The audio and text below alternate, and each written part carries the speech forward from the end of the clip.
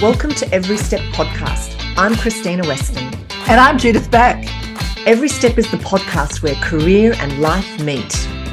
With a new guest every episode, we explore the gutsy issues affecting everyone in the workplace.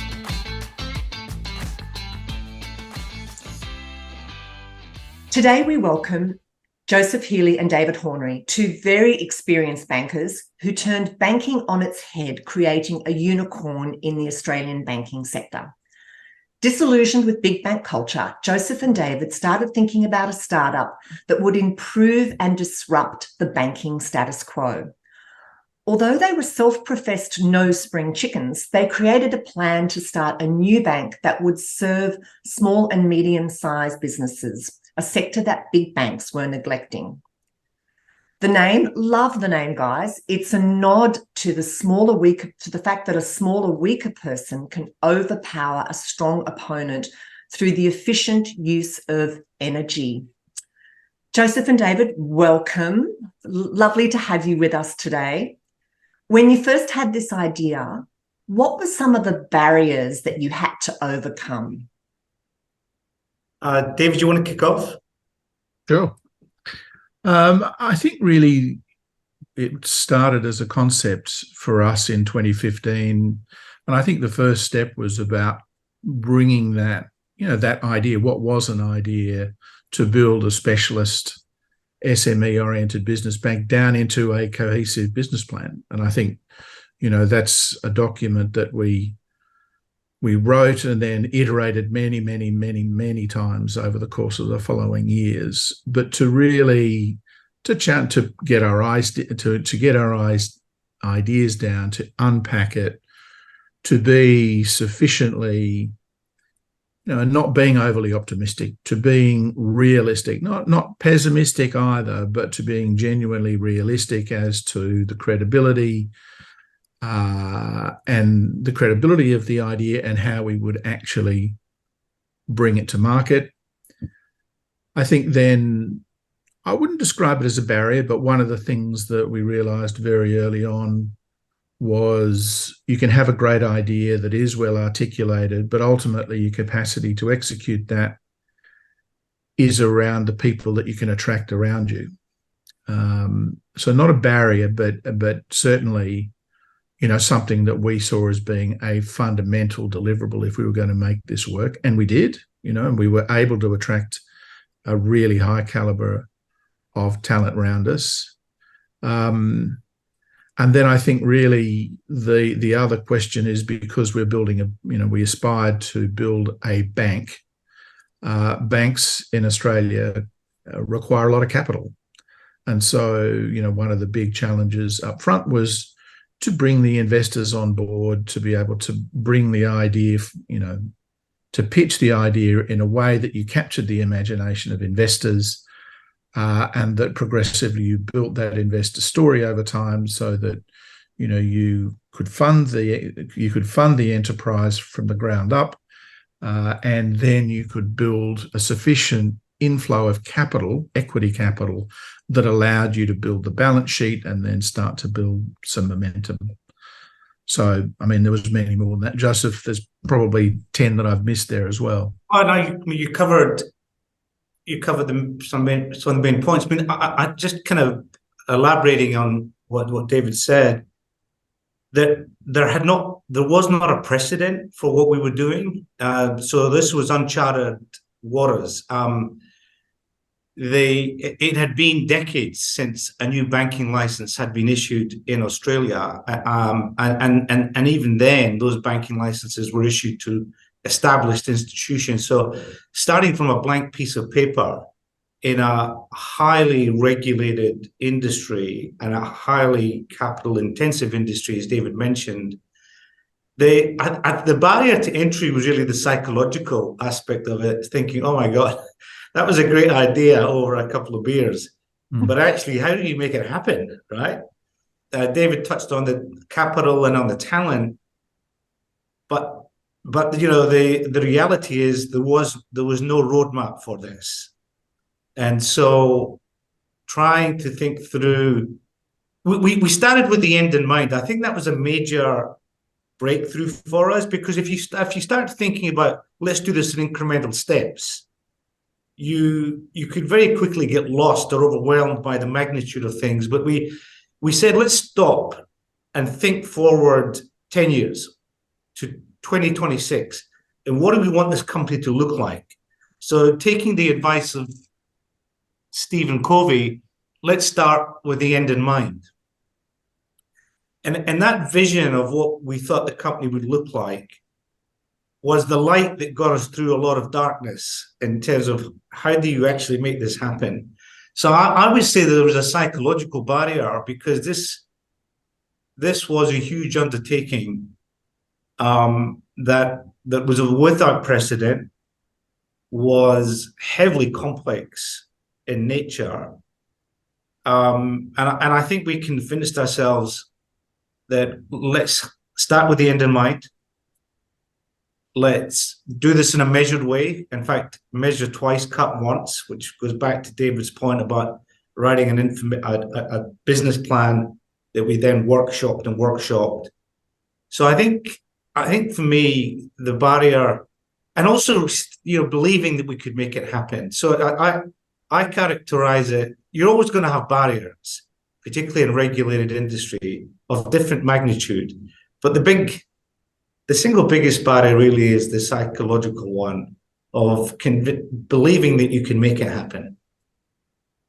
Especially if the idea is a really big one. And this one was a really big and complex one. And if anyone's had any experience in startups, you know that there's a long journey before you even launch, before anybody gets on the payroll and paid. How did you handle that early gestation period? What team, because you said, you measure once, measure twice, cut once. How did you create that team around you before anybody was being paid? Because there's obviously a period of time when you're creating the idea, you're visioning, you're working things through. And I don't know, maybe you had people on the payroll at that point. No. Well, it goes back to what David said earlier. We always saw that we were always confident of being able to get the capital, even though the $1.5 billion, which is the amount of capital, the equity capital that we determined they want, we were convinced that the business case was robust, the opportunity was real, and both David and my own CVs or backgrounds. Yeah, your pedigree. Yeah, said that this is something we know how to do this. But to David's earlier comment, the test was always going to be, could we attract the talent to what was an idea? So this was no business plan. This was a concept that we wanted to build the business plan out from, but we knew that we needed to attract a number of people with complementary skills, but with a common passion that we could make this happen. And of course, the challenge then is, because people have got their jobs and they've got their commitments in life, and convincing them to leave what they're doing and embark on a high-risk venture. So, we were very clear on this, even though we were confident about the business case, that this is high risk. But convincing people to leave the comfort of whatever they were doing and join us on this journey was going to be the test. Yeah. And we identified, David, about 7 or 8 people that we knew from previous experiences one of the great successes of our journey was the ability to attract I think we got 7 out of the 8 people that we approached. Wow. I was surprised. I mean, it's hard because when you're hiring somebody and asking them to come and join a risky venture, and by the way, we can't pay you, and there's a reasonable chance that we might never ever be able to pay you. You're not just dealing with an individual; you're dealing with a family. Yeah, absolutely. Because he or she's got to go back home and talk about this, and that requires a degree of skillful negotiation. But David, what would you say? Oh, I just build on that. I think that's exactly right. I think the thing that assisted the cause was that from day one, we always had a very, very clear sense of purpose. Yep. I think those that we approached for that initial cohort saw and felt, as we did, that there'd been a fundamental market failure in the provision of banking to small business, right? I mean, they all got it. They all saw the opportunity immediately. They saw the complacency with which small business was being dealt to, and hence the opportunity. Everybody nods and they go, yeah, that's a real opportunity. But I think, you and I have always shared a very common sense of purpose around what judo was built to deliver, and we defined that very early on as, being the most trusted SME business bank in Australia. And people, that means something to people, over and above turning up and being the cog in the wheel in a big multi-layered bureaucracy, to actually coming and doing something that genuinely has purpose set at the center of what it's about, really, not pretend. It's not the purpose that's written on the back of the lift wall or on the little key tab that you get given to remind you of your purpose if you're at a big organization, but genuine purpose. And I think that was an attraction too. They could see it. They could see the opportunity. They saw also the potential of doing something with real meaning. Absolutely. Which in many cases had been lost.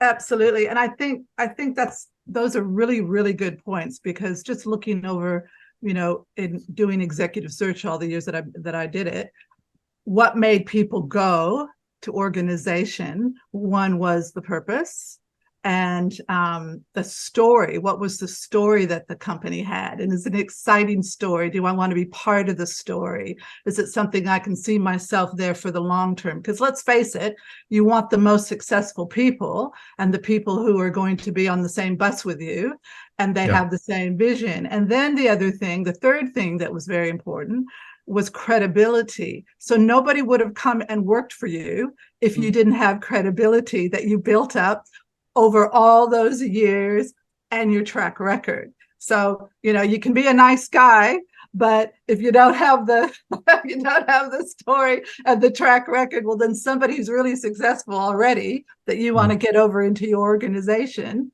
isn't going to come just for that one reason. It's got to be the purpose, why, the story, and these guys know what they're doing and they've got credibility, and I want to work with them. And it's more, I want to work with them rather than for them. I want to be part of something that's going to be great and have buy-in. Yeah. Well, actually, we said to the 7 or 8 people that we identified at the beginning, come and join us, help build this great bank. It is high risk. All the stats say that 9 out of 10 startups fail. But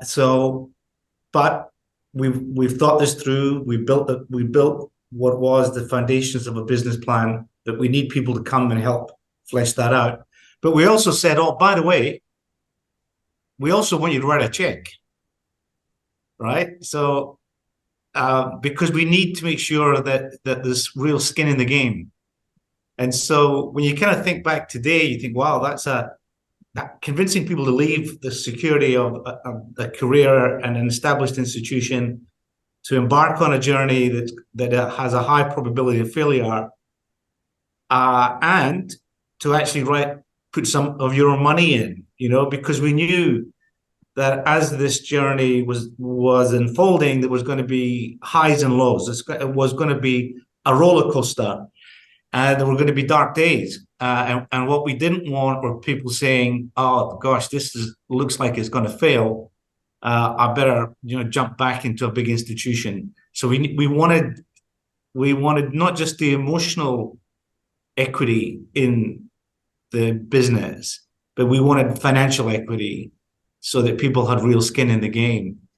And when I kind of think back on that, the fact that we were able to do that and convince people to invest their hard-earned savings, that was actually quite a major achievement.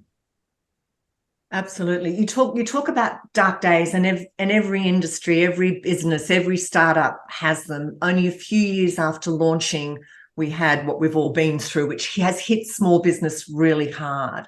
What are some of the darkest days that you've had to deal with as a business, and how have you managed to get through it? You want to start? Yeah, I mean, there were days when we were looking at the bank balance and looking at the liabilities that were mounting, and no real sense of how we were going to meet our commitments in the early days. The darkest day was in 22nd of December 2017. Oh, so before COVID. Before COVID, we had an agreement from a number of investors to invest $120 million in the company in two stages: 60 million pre-Christmas, or by 31 December 17, and then another 60 million by the end of March 18. And there were a number of investors, and so the first 60, literally on a day or two before Christmas, one of the investors withdrew. After months and months of due diligence and no warning, they basically, in fact, didn't even turn up. They sent a provincial accountant to come along and say, look, I won't mention the names here, but our client has decided not to go ahead. And that then triggered a concern amongst all of the other investors, because the old problem of, well, what do they know that we don't know? So it looked like the whole thing was going to fail. And then we eventually convinced the other investors that give us till the end, 31 December. So give us a week, basically, to try and replace the $15 million that. Wow. And of course, it's the worst week of the year. And it made for the worst Christmas ever, holiday season, because the stress levels were very high. The sleepless nights were very common. But for me, that was the darkest. And that was right at the beginning. David, you've probably got a few others that you could add to that. Yeah. I want to know, did you get the money? Did you get the money? Yes, got the money. You can't stop the story without thinking. We got the money. Yeah, I mean, it was we were able to convince an investor who we had talked to about a year earlier, but that investor hadn't decided not to proceed. But he was familiar with the business model, and he was comforted by the fact that actually we had a range of very credible investors lined up, and so he was going to be part of a cohort that was well developed. So we got the money, but that was a week of I don't know how much red wine I drank that week trying to convince me. Anyone who's raised money understands that a week is like, that's a nanosecond, because as you've experienced, there's months and months and months. So it's phenomenal that you managed to get somebody who, yes, you'd spoken to, but wasn't on your shortlist by the sounds of things, that you were able to re-engage at the 11th hour when everybody's on holidays. Yeah. Exactly. And again, the importance of connections. Hey, can I ask a very quick question? Did you go back to that original investor that pulled out and say, big mistake? Yeah, no. Yeah, no, we didn't. I mean, personally, would not ever want to speak to that individual again, because that conduct was just totally unacceptable. And they were involved for months and months, and to pull out with no reason, there was, because we said, like, help us understand, and it was simply a change of mind. The way they handled it is even worse than bad manners. I mean, that's bad manners in the extreme. They didn't call either David or I, the provincial accountant who we never met before, who was quite an underwhelming individual, he turned up and said, "I'm sorry, but Mr. X has decided not to proceed." Wow. Yeah. So, yeah, I wouldn't grace that individual with any courtesy, because that sort of behavior and those values are just Absolutely. not something you want to be associated with. Yeah, absolutely. And kind of a blessing in disguise now when you look back, because you think if they're that way, you wouldn't want someone like that part of something so great anyway. So it was a learning. I think, yeah, absolutely. I think the other thing it underscores a little bit goes back to something that you were saying about organizational resilience or organizational muscle. I completely agree with Joseph. That for me is the darkest day by a distance. But, you know, young organizations do inevitably, you know, come close to the wire many times in the initial months and years. Sometimes you can see where that darkness comes from, sometimes you can't. But one of the things that I think we both learned along the way is the first thing that almost kills you is terrifying. The seventh thing, you don't know how you're going to deal with it, but you say, well, actually, we've dealt with 6 life-threatening experiences in the last 12 months. We're probably more than likely to be able to. And then by the time you get to the 25th, you go, I don't know how we're going to solve this, but we will, because we do. There's don't want to signal any complacency there, but one of the things you realize is, particularly, you know, for myself coming out of big organizations where you can kind of do that, right? And there's policies and there's huge capital reserves and there's 17 different departments and consultants, and you are living by your own wits. And that when those wits are really put to the test, particularly when you have as high a quality team as we had around us, the capacity for problem solving, insight, creative response, resilient response, that organizational muscle just built and built and built. And so by the time you're several years in, you know, you've actually faced into a whole series of different icebergs, you know, that are sort of metaphorically floating past you. But, you know, you do build that. But I agree with Joseph that particular December was horrible. You know, that resilience that and muscle that David alluded to was actually perfect, of course, when it came to COVID, because we were still fledgling. We didn't get our banking license till April 19, and then COVID came to our shores in March 20. We were such a young company, and of course, I can always remember, and we still talk about it today. People say, gosh, you, me, and David were so calm.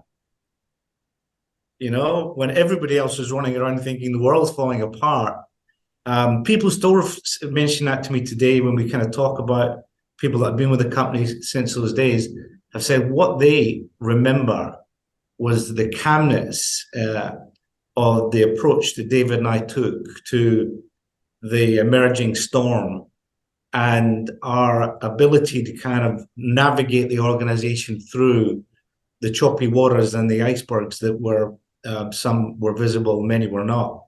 And I think that plays back to the comment about resilience and maturity, that calmness of it. We will find a way. Yeah, I was wondering to what extent that comes down, as you were saying, to that business maturity. You know, we often look at young people, and we were joking before we came on that we're all kind of late onset entrepreneurs, and we're having a bit of a joke about that. But there is something about that. You've seen many cycles. I remember when I saw my first bond market crap out, and I was in funds management, and not a lot of people have gone through all those cycles, but you've seen it all. Like, you've seen the really tough times, you've seen the really boom times, you know what's going to happen, you flexed your muscles through those periods. Do you think that that's the part of it, is that business maturity that you've been You've been through it, you've seen something. I mean, I know you were forging something very different, and you couldn't necessarily go back to old networks because they were in another world and you were in another world. But how much of it do you think comes down to the calmness that you were just talking about, to that business maturity and having seen many cycles? David? I think a lot. You know, I mean, the reality of starting a business when you're over 50 is that you do bring a wealth of experience, judgment that can only really be built through experience and over time, and seeing different kinds of situations, particularly in financial services, and the fact that you've seen them, dealt with them, and that you've operated at a senior level through multiple different forms of crises or liquidity issues or big market disruptions driven by whatever reason, does give you a solid base to stand from. And that, as Joseph said, when people kind of look to the leadership of the company and they observe that calmness, and that they see that there are clear experience-based plans being laid down, that sets a tone. It sets a tone. And I think, one of the unfortunate things about Australia is how incredibly ageist it is. We talk in the book about Australia's age commissioner, who put a report out a couple of years ago that said actually ageism is the most accepted and most pervasive form of discrimination in Australia, far more so than gender and or race. And I think that's true. The flip side of that is that as we went into the market and were able to hire people, that were 40 or 50 years old, that had wealth of experience, but were being fundamentally undervalued by the system, that was a massive opportunity for us. Mm-hmm. So if you look at the caliber, the experience, the honed judgment, as well as the capacity for mentoring and guiding and coaching, the up and coming young staff, that's a massive opportunity for us. But I think it counts a lot. And that, going back to the previous conversation, the degree to which, when you're building your own business from a blank sheet of paper, you have to build that, you're exercising that muscle and you're bringing that judgment to bear. So you're exercising that muscle more than it's ever been if you've worked in large companies. Joseph? I 100% agree. Also, and this ties back to entrepreneurialism. I mean, to paraphrase, I think it was former President Obama or one of his advisors that don't waste a crisis. And in our previous career history, there are several examples of where things were, challenging. I can think of the GFC, for example, where you said, look, there's no doubt there's going to be lots of challenges. And what you can confidently expect is that a lot of established players will pull up the drawbridge and pull down the shutters. And therefore, that creates an opportunity if we're disciplined and measured and targeted, then we can actually not waste a crisis. And the confidence that we had in being able to, again, with COVID, we said, look, we don't know, and nobody knows where this is going to end, but we can confidently predict certain things. That the big banks are going to be really difficult to deal with. They're going to be overwhelmed. There's going to be good businesses that are seeking support and can't find that support. They represent an opportunity for us. And that's exactly what happened. That we grew the business in a way that we could never have imagined, given the crisis that engulfed not just Australia, but the world. So I think the flip side of looking at a storm is to say, where's the opportunity here? And are we positioned to take that opportunity? I, and we'd done that before, so I was confident on that. And of course, the people working for you are looking at that sort of leadership and thinking, wow, A, they know what they're doing, and B, they see an opportunity when everybody else sees a crisis. And I think we did that great job on that, actually. Yeah, that's exactly right. I love that saying, and I'm a firm believer of that too, because I even think, looking over the years when I did executive search, we always would see the market when it was going to hit from the point of view people stop employing. And we always took the view of, like you said, never waste a good crisis. And also Obama said, hire people that get stuff done. Correct. That can get stuff done. And the thing is that that's where experience is so important, because you do another downturn comes and you go, yeah, this is a glitch, but we've seen these things before and we know we can get through it. But what's the opportunity, and what is it that we can take from this crisis from a business point of view to get us on the other side, rather than sit there and twiddle our thumbs and wait for it to end? Take the opportunity and find out what it is and go for it, because it could last for years. Obviously, COVID has lasted a lot longer than what people thought, and the ones that actually took the initiative to move forward did so very quickly. Yeah, agreed. Yeah, and the other thing is kind of is giving people reassurance that they should not be distracted by the noise. Now, one of the frustrating things about the noise in Australia is that much of the media commentary on conditions like this is over sensationalized. It's about as deep as a bird bath in terms of content, but you get crisis, front page, back page, interest rates going to go through. And because if you're influenced by what the media, the noise from the media, then that can actually be quite a significantly negative force. And we were able to shut that out and say, look, here is our view of what is going to happen here. And in not just in one single scenario, but 2 or 3 scenarios, here is how we're going to manage it. And this is a great opportunity, So I think I feel that we did a really good job on that. And whilst one never wants to invite a crisis, I personally feel that from a judo perspective, we are really well equipped to deal with and manage whatever conditions the world throws up. Yeah, absolutely. We talked about. Sorry, Krystyna, go ahead. We talked about trust very, very early on, and kind of leads into where we've been talking about now. There's been crises, but how do you build trust when you're a no-name brand? And this is one of your core purposes is to be one of the most trusted brands in the small business sector. How do you build that brand from nothing? Like, no one knows you. How do you get people to move their banking relationships? Because banking is all about trust, to a no-name. Okay, yes, you've got backing and the regulators, ordained you and all of that. But how do you get people to shift their business when they don't know you from a bar of soap, literally?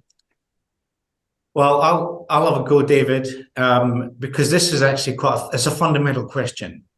When we were architecting judo, one of the core founding principles is that we will be a relationship-centric bank. That in a world where technology was replacing people, where the fashion was fintech and automate and digital, all of which are really important to businesses, but we always saw that in banking the SME economy, that human judgment, human engagement was going to be an important factor to our success, and that in a world that had, in a banking world that lost sight of relationships, where the industry was taking its customers for granted, we felt that getting people inside the company who were passionate about SME banking, who knew the craft of SME banking inside out, and who wanted to be sitting across the table from the butcher, the baker, and the candlestick maker, that having people across the table from our customers was going to be an important part of our competitive differentiation and our competitive advantage. And that through people, that you would convince businesses that there was a better option than the four major banks, and that better option was this new bank that was staffed by highly experienced bankers, that was well credentialed, that really understood the craft of SME banking, and that was passionate about face-to-face, seeking first to listen and understand what the butcher, the baker, and the candlestick maker want, and then thinking about how we might be able to help them. In a world that it becomes so industrialized, so centralized, and so productized, we said that this is unashamedly a relationship-centric business where people are front and center of the way that we think and the way we talk and the way that we act. And I think it was through our people that we were able to convince businesses that Judo actually was a better option than the major banks. There was no major marketing campaign. We kept everything below the radar. We had a very kind of clear strategy about how we wanted to grow, but we passionately believed in the power of relationships. And that's something that, it goes back to the question about how did you get that investor to come in with a week to go around Christmas, because we had invested in a relationship a year ago. And, the power of face-to-face, as I keep on saying to people, don't underestimate the power of sitting across the table with people. And I think that's been quite core to the way that we were thinking about the business at the beginning and the way that we think about the business today. David, over to you. I don't really have much to add. I think that encapsulates it beautifully. I think the proposition that we were offering, just to build out one of your points, was a complete contrast to what the market was seeing from the major banks. And that it happened that, there was a royal commission into the banking system in 2017, I think it was, Joseph, 2017, 18. And one of the things, just back to your point, Krystyna, at the beginning, is about trust. Trust had been lost. Yeah.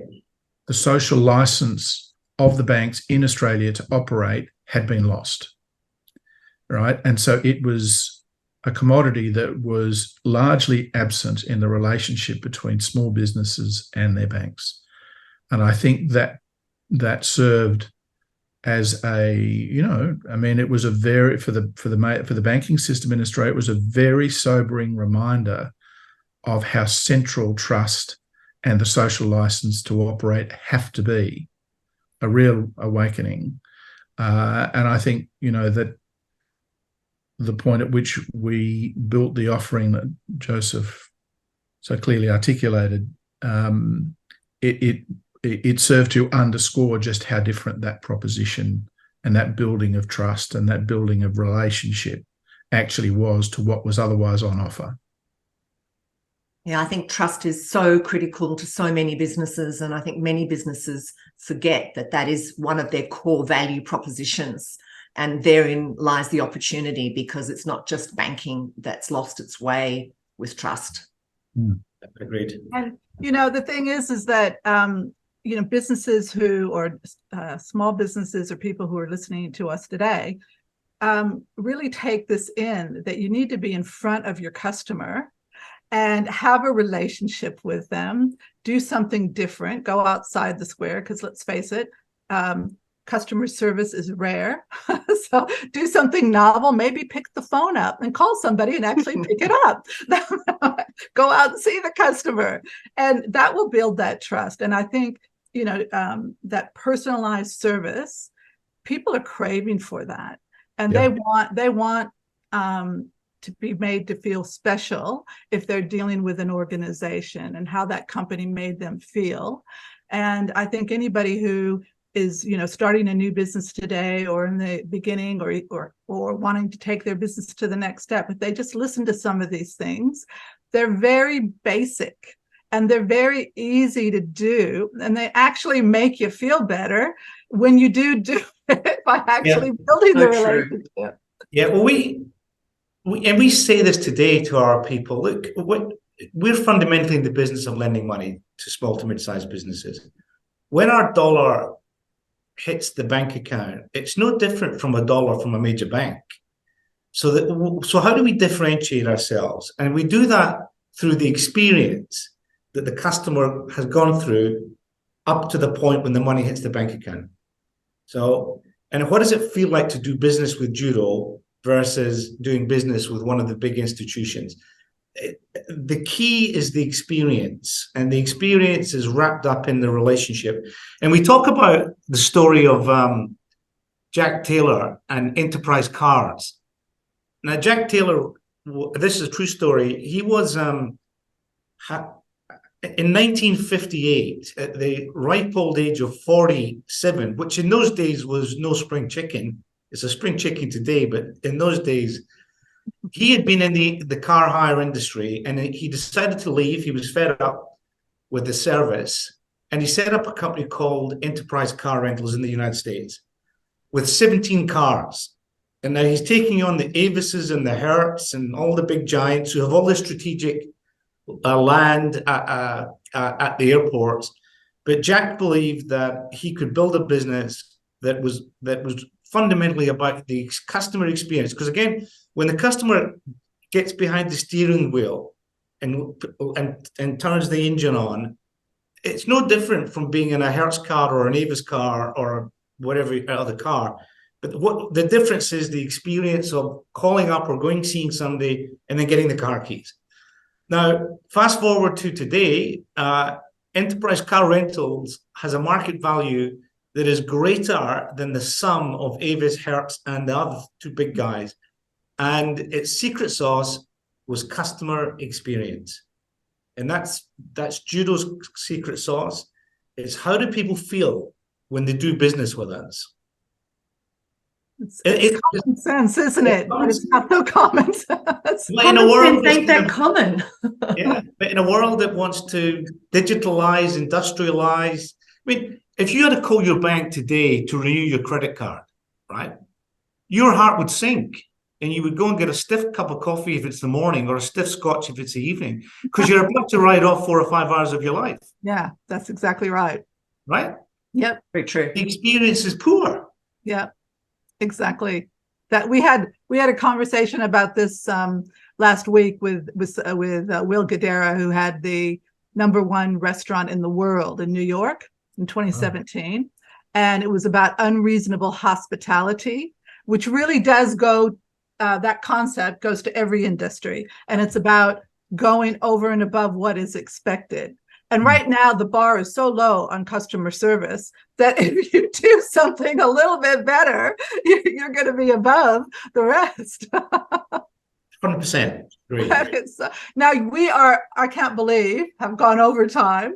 So this conversation is such a great conversation. We really could go in a lot of different directions with it. But let's just end it with maybe just, what do you think are 2 things that a new company coming in, maybe in the first 5 years would need to do to become a black belt?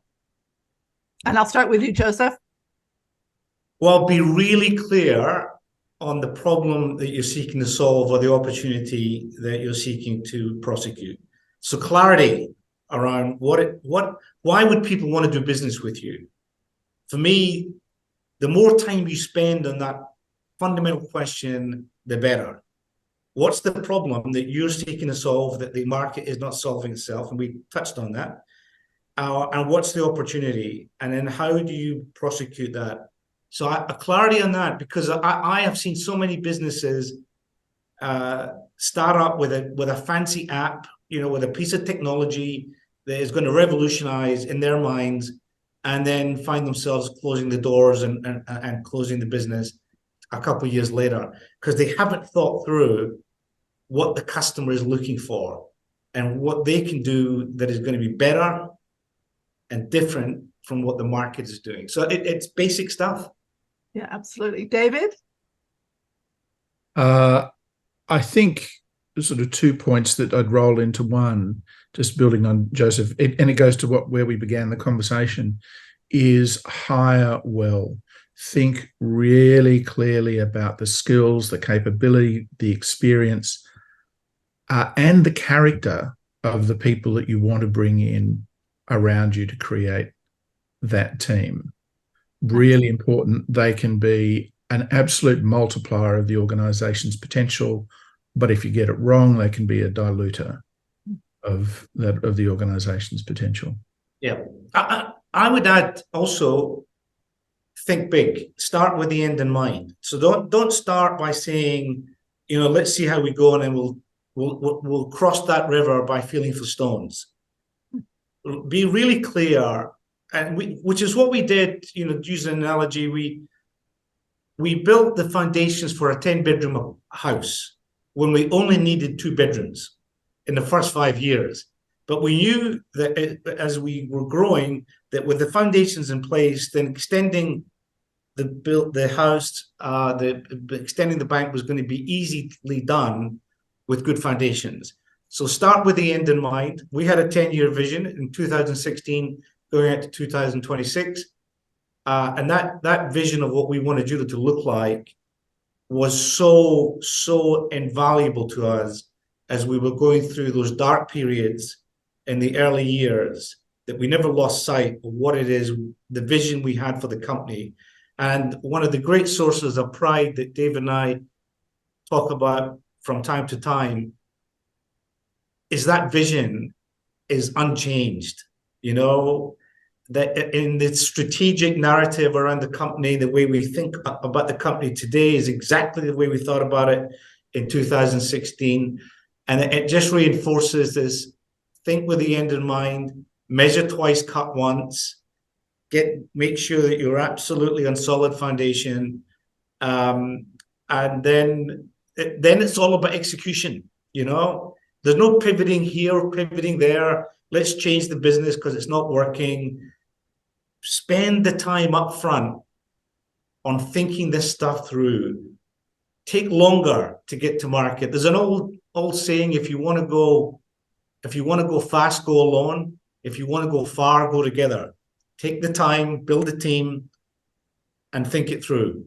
I love that. I love it. I love it. Krystyna? Yeah, I love that bit about product market fit that you were just describing then, because I think that's what a lot of startups forget. They get caught up in their own passion or their own little world of what they think customers are going to want, but they don't actually go out and check and test and validate. And I love what you were saying there in terms of spending more time, invest more time to get that right. And then, to your point, you won't be pivoting in a short period of time.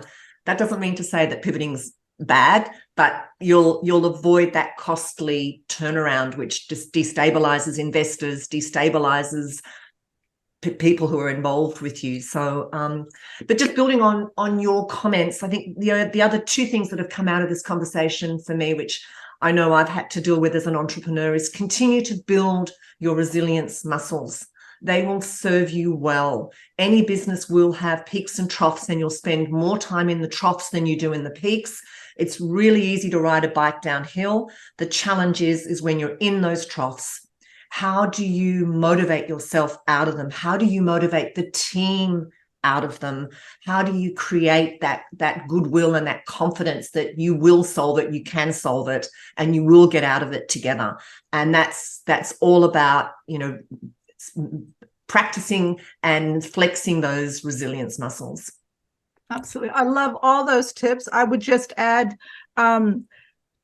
save for a rainy day, because I was, over the years, 25 years in business, that was my prime principle: save for a rainy day, because those rainy days will come. And don't overspend on things that you don't need as a business, especially as a small business. The other thing I would say is that if you're a race car driver, if you want to be a race car driver, you speak to an experienced race car driver. You don't get an Atari set and think that you can do it online and learn how to be a race car driver that way. Speak to the people who have been there, done that, and get mentors. And because those people are the ones that are going to be able to give you all that experience and what worked, what didn't work, because we all made mistakes. We all had ups and downs. We all had successes. And those are the people that you want to speak to. And I just want to close by, if you haven't got the book Black Belt, you need to go out and get it. These guys have been there. They've done stuff. They've got stuff done. There you go. Yeah. Excellent. I love a great promotion. Learn from the experts. And I just loved having you guys on. We just really thoroughly enjoyed speaking to you, David and Joseph. Thank you so much. And we could have spoken for hours on these subjects. Literally. Thank you so much for coming on. No, thank Really you. enjoyed it. Thank you. Thank you. For more information about Every Step and our guests, head to everysteppodcast.com. To be notified of new podcasts, please subscribe via your favourite listening platform. And of course, follow us on social media and direct message us to share your ideas about guests or topics.